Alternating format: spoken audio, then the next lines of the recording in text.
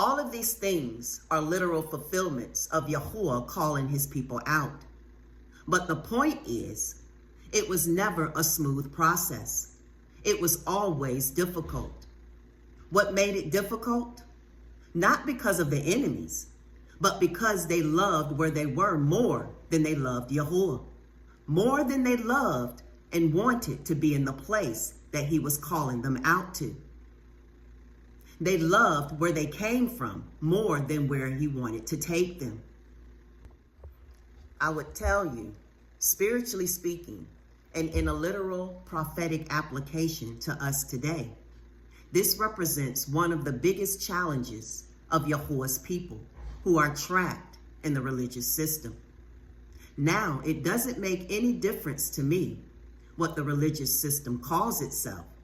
You say, is it Roman Catholicism?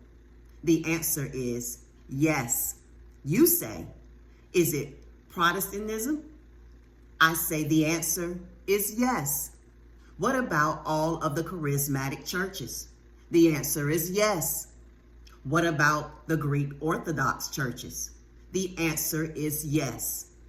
All of these things represent distractions and hindrances from a relationship with Yahuwah. To be sure, there's some people in all of these churches.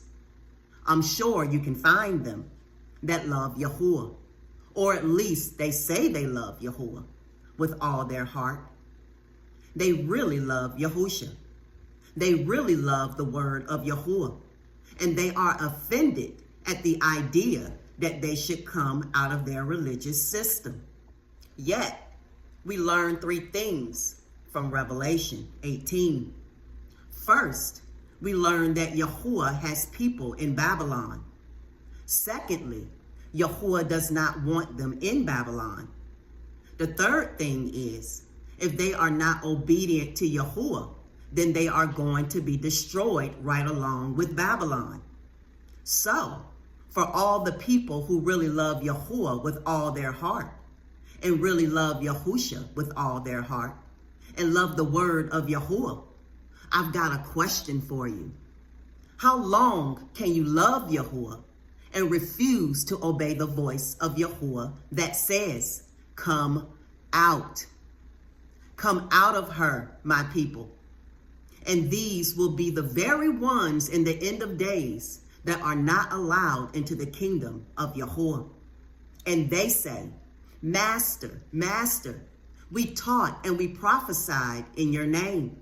We did many marvelous things. We built big churches and cathedrals. We raised lots of money for Christian causes. We had lots of Christian ministries and television and radio and everything else that we have done in your name. And he says, I don't know who you are. Why do you call me Master, Master, but you don't do the things that I tell you to do? I told you to come out of her. You didn't come out of her. You shared in her sins. And now you're going to suffer the consequences you will receive of her plagues. This is a warning to you and to me and to all of Yahuwah's people that still may be clinging to Babylon.